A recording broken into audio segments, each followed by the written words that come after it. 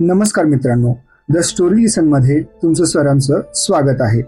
आज आपण जेन्सॉल इंजिनिअरिंग आणि त्याच्या संलग्न कंपनी ब्लू स्मार्टशी संबंधित एका महत्त्वाच्या आर्थिक घोटाळ्याचा आढावा घेणार आहोत। या प्रकरणाने भारताच्या क्लीन एनर्जी सेक्टरला हादरवून टाकले। 978 कोटीचा घोटाळा उघडकीस आला आहे। जग्गी बंधूंनी 978 कोटींचा चुना कसा लावला, नेमकं प्रकरण काय, चला पाहूयात। 2012 मध्ये स्थापन झालेली जेन्सॉल इंजिनिअरिंग ही एक सोलार ईपीसी कंपनी आहे। नंतर कंपनीच्या प्रमोटर्सनी मिळून blue smart electric car riding सेवा सुरू केली, जी प्रमुख शहरांमध्ये 8000हून अधिक इलेक्ट्रिक कॅब चालवते।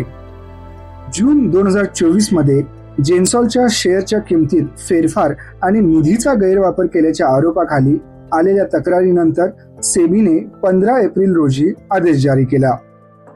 जेन्सॉल इंजिनिअरिंगचे अनमोल सिंग जग्गी आणि पुनीत सिंग जग्गी यांनी गुंतवणूकदारांना दिशाभूल करणारी माहिती दिली आणि त्यात विसंगती आढळल्या। 2021 ते 2024 दरम्यान जेन्सॉलने Indian renewable energy development agency आणि पॉवर फायनान्स कॉर्पोरेशन कडून एकूण 978 कोटीचं कर्ज मिळवलं, ज्याचा उद्देश ब्लू स्मार्टच्या कामकाजासाठी 6400 इलेक्ट्रिक वाहने खरेदी करणे हा होता। सेबीच्या तपासात असं दिसून आलं की 4704 ईव्हीची खरेदी करण्यात आली, ज्यांची किंमत अंदाजे 568 कोटी होती।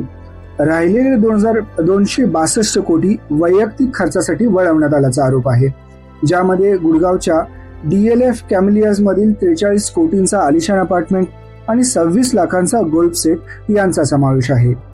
हा गैरप्रकार उघडकीस आल्यावर ब्लू स्मार्टने त्यांचे कामकाज स्थगित केले, ज्यामुळे हजारो ड्रायव्हर्स आणि ग्राहकांना फटका बसला। 9 एप्रिल रोजी जेव्हा नॅशनल स्टॉक एक्सचेंजचे अधिकारी जेन्सॉलच्या पुणे ईव्ही प्लांटमध्ये व्हिजिट करण्यासाठी गेले, तेव्हा त्यांना तिथे कोणत्याही प्रकारचं मॅन्युफॅक्चरिंग आढळलं नाही। आढळलं तर फक्त 2 ते 3 कामगार यांची संख्या। 28 जानेवारी 2025 रोजी जेन्सॉलने स्टॉक एक्सचेंजला दिलेल्या घोषणेनंतर ती व्हिजिट झाली, ज्यामध्ये त्यांनी दावा केला होता की त्यांना भारत मोबिलिटी ग्लोबल एक्सपो 2025 मध्ये प्रदर्शित केलेल्या त्यांच्या नव्याने लॉन्च केलेल्या ईव्हीच्या 30,000 युनिटसाठी प्री ऑर्डर मिळाल्या आहेत। मिनिस्ट्री ऑफ कॉर्पोरेट अफेअर्स जेन्सॉल आणि ब्लू स्मार्ट मध्ये serious fraud investigation office SFIO कडून चौकशी करण्याचा विचार करत आहे।